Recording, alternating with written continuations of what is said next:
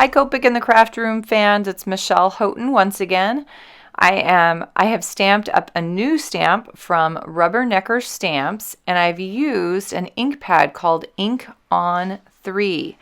This is one that I just found out about. I don't know how long it's been out there, I think a little while, but it is specifically designed to do no line coloring. The concept is that you stamp it and then it does begin to fade. So if you let it sit overnight, the lines get even lighter. But when you touch it with whatever medium you're using, the ink truly fades away. And so even with lighter things, like a white image that you're trying to do, as long as you're touching those edges and touching those lines with a very light version, those ink lines are going to fade away. So we're going to test that out today on these adorable elf boots and its stockings. And of course, his stockings are going to be candy canes stripes. So I'm using a series of R's, and I'm starting with my darkest because I know I'm going to try to keep as little ink as possible on these little tiny legs. And so I'm starting dark to light this time. I had an R39 and now you've got an R37. And I'm going from the inner leg out. My next color is an R35 and I'm going a little bit on the edge of the R37. Then I'm going right along the outer edge. So you can see I've left that little tiny light strip. And then that's where I'm coming back with my R32 and hitting it. So we've still got that cylinder effect going on the legs. So, starting over, R39 on the inside edge. Obviously, you saw me catch myself. I started with the wrong one, but I've got the R39 going. Here comes the R37, both from the inside edge of those legs. And I know you are probably having a hard time seeing that edge, and it is very light. So you've got to kind of have your eyes nice and fresh. We've gone over to the R35, and I'm leaving that little tiny white gap again on the outer edge of each leg where it's catching light. So this is just kind of a general light setting from straight above. And then I'm going to find some grays because I want those stripes in between to be white, and I will come back and do that. But the boots are definitely going to be green. So I'm keeping this really simple. G46 and G43. And you're going to notice I'm going to do the boots each in 2 sections. I'm going to do the top section with that ruffle, and then I'm going to come down and do the rest of the boot. But that way I can see where one starts and the other stops, and I don't lose that little edge of that little kind of rollover area.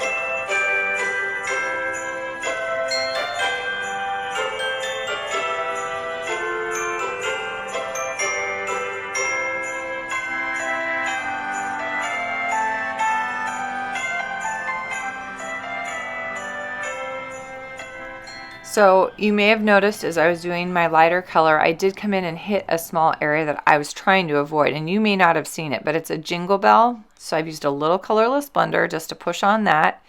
I'm coming in with the C3 to try to add a little bit of a shadow under that kind of fold over piece. It's not quite dark enough, so I am going to come back with a blue violet.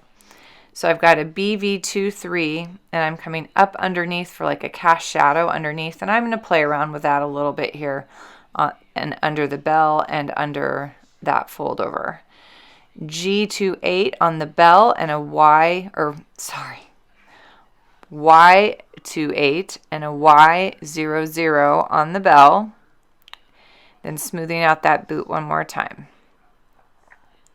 C1 is coming in from the back edge of the stockings and just a hint, like barely on that front edge, and then C3 from the back, the inner edge of each leg. I'm going to do the exact same process on the other side. Because these grays are so faint and they are so close together, I really don't need to do any blending because I am working fairly quickly. Obviously the video is sped up, but even without it being sped up, that is a fast piece to do. So I'm coming over to the second little boot and I'm going to start over and create the same piece that I did last time. I'm going to try to avoid the jingle bell this time, but no promises.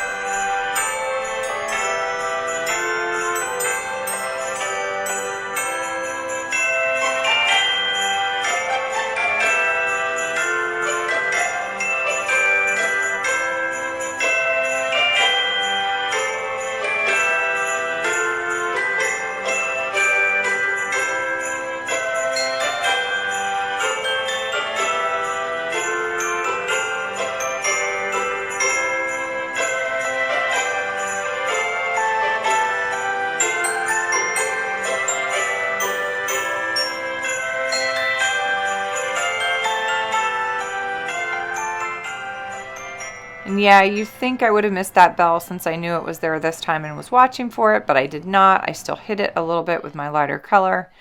Coming in with that BV23 for a cast shadow. Kind of smoothing that out just a little bit. I want it dark, but I still feel like the BV is not sitting very well. I should have tested some colors out before I did this, but I'm softening that edge with my lighter green.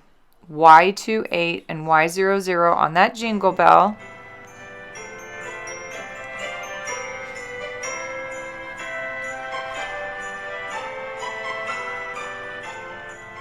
And I'm darkening that up just a little bit on each side.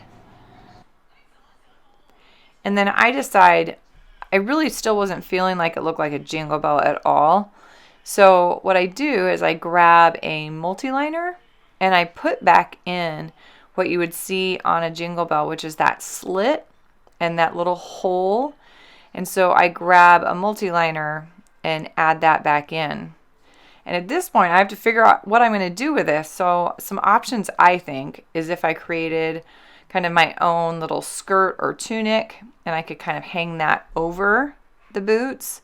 And you wouldn't even have to do the whole elf, just the little tunic edge, and have it kind of coming down from the top of a card. You could create a chimney that they're kind of falling out of.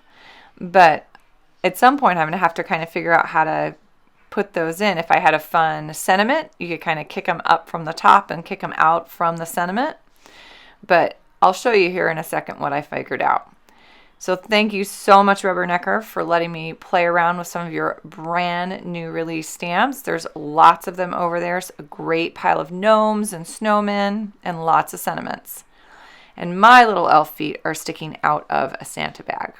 Thanks for joining me today. Make sure to ask questions if you have any about Copics and all I'm doing. Have a happy, colorful day.